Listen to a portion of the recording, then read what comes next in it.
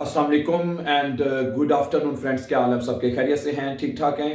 अच्छा दोस्तों, आप जानते हैं कि हम आखिरी 2-3 लेसन से हम जो है सेंटेंसेस बनाना सीख रहे हैं कि प्रेजेंट में टेंसेस कैसे बनाएंगे। ठीक है, तो अभी हम 2-3 लेसन से हम अभी जो है प्रेजेंट के ऊपर प्रैक्टिस कर रहे हैं। मैं चाहता हूँ कि 1-2 लेसन्स हम और प्रैक्टिस कर लें। ठीक है, फिर उसके बाद फिर हम परफेक्ट में कोशिश करेंगे, मोडाल वर्ब में करेंगे और बहुत आसान मेथड के साथ। मैं कहता हूँ कि मोस्ट ईजीएस्ट मेथड के साथ आपको सेंटेंसेस बनाना हम आपको सिखा रहे हैं। ठीक है, और शायद ही कोई बंदा आपको इस तरीके से सिखाए।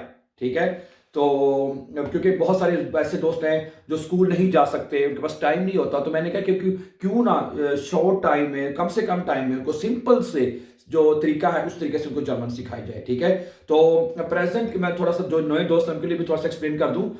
तो एक्सप्लेन करने से पहले कि अगर आप हमारे चैनल पर नए हैं तो प्लीज इसको सब्सक्राइब कर दीजिए, ताकि जो आने वाले इंपॉर्टेंट लेसन हैं वो भी आपको बर वक्त मिलते रहे। ठीक है, अच्छा, खाउफन में हमें बाज दफा कॉन्जुगेशन याद नहीं रहती। ठीक है, तो मैंने आपको बताया है कि आपने इश दू और किसने सिंपल तरीके से जुमले बनाने हैं। ठीक है, तो अगर आपने सबसे पहले, आपको पता है, आपने इस सबसे पहले जो हम यूज करते हैं ना सब्जेक्ट इश, नॉर्मली हम पढ़ते हैं इश के साथ। ठीक है, इश का मतलब क्या होता है? मैं। तो अब आपने क्या करना है, आखिर का इसका जो ई है ना, इसके ऊपर एक रेड सी लाइन लगा दें कि भाई हमें ई एन की जरूरत नहीं है अभी जुमले बनाने के लिए। क्या करना है आपने? सिंपल इश खाउफे, आपने क्या करना है, आखिर पे जो है इश के साथ जो वर्ब है ई एन के खत्म जो करके ई लगा देना आपने, इंग्लिश वाला। ठीक है, क्या बनेगा? इश खाउफे। Very simple.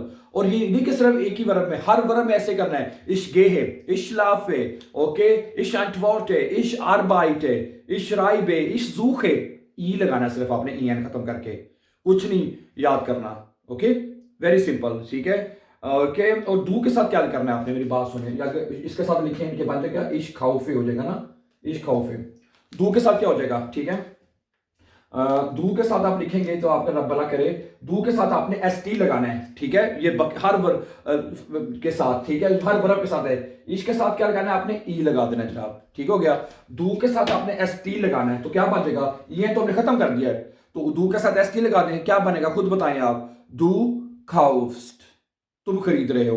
Du kaufst ein Auto, du kaufst ein Handy Beispiel, जो भी है। ठीक है, du kaufst हो जाएगा। ठीक हो गया। तो इसके साथ हमने क्या लगाया है? एस टी लगाना है हर वर्ब में, यानी इस वर्ब में, हर वर्ब में आपने ऐसे ही करना है, एस टी लगा देना आपने, du kaufst हो जाएगा। ठीक है, आगे ए जी एस होता है, यानी वो खरीद रहा है, वो खरीद, तो क्या होगा? उसके साथ हमने क्या लगाया था? आपको याद है, पिछले वर्ब में हमने सीखा था, ये आपको अच्छी तरह आता है। ई एन की जगह पे क्या लगाना है?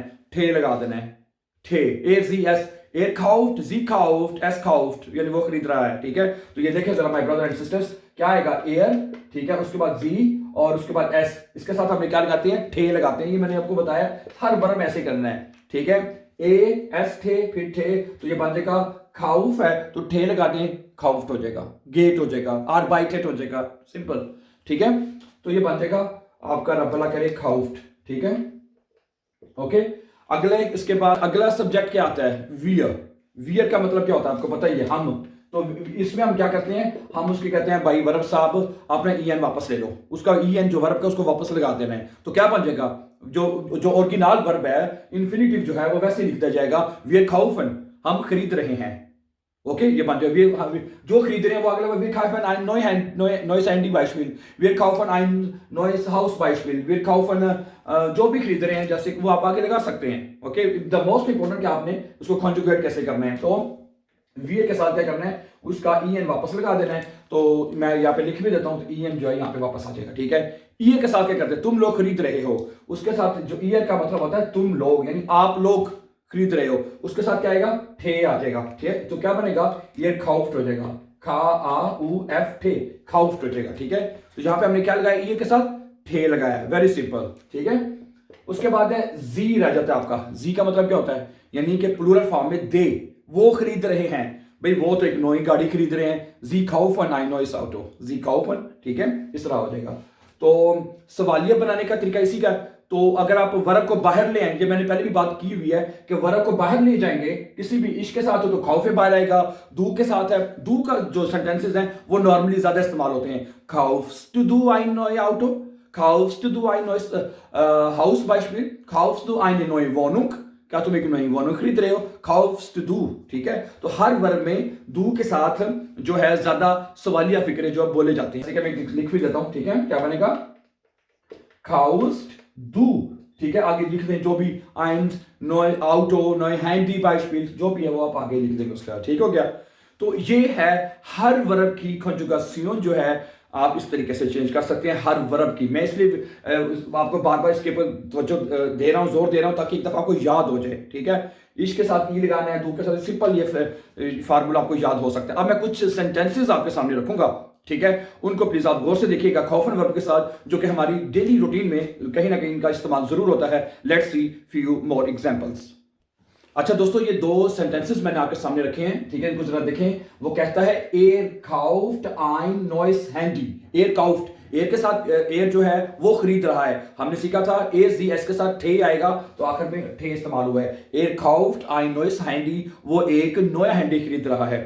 अगर आप इसका बनाते हैं सवालिया, क्या वो एक नया हैंडी खरीद रहा है, तो क्या होगा? फिर काउफ्ट, फिर हो जाना था काउफ्ट, बाहर आ जाना था काउफ्ट एयर, ठीक है। अगर इसका सवालिया बनेगा काउफ्ट एयर आइन नॉइस हैंडी, क्या वो एक नया हैंडी खरीद रहा है, तो ये हो जाएगा काउफ्ट एयर आइन नॉइस हैंडी। तो ये फिक्र आकर पे सवालिया बन जाएगा। सवालिया बनाने के लिए क्या करते हैं? वर्ब बाहर और सब्जेक्ट जो होता है इश, जो भी इश एयर दू जो भी, वो आगे चला जाएगा, तो फिक्र सवालिया बन जाता है, ठीक है।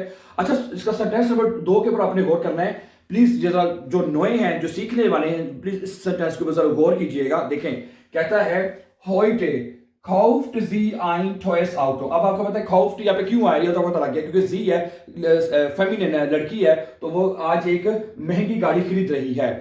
आप प्लीज एक बात नोट कर लें या कॉपी पे कहीं लिख लें कि ऐसे यानी तमाम वो जुमले जो किसी सब्जेक्ट से पहले यानी इश दू से पहले कोई ऐसा लफ्ज से शुरू होते हैं, जैसे कि होइटे शुरू में आ गया फिक्रे में, ठीक है। मॉर्गन, यूबर मॉर्गन, गैस्टन, फॉर गैस्टन बाइस्पिल, ठीक है।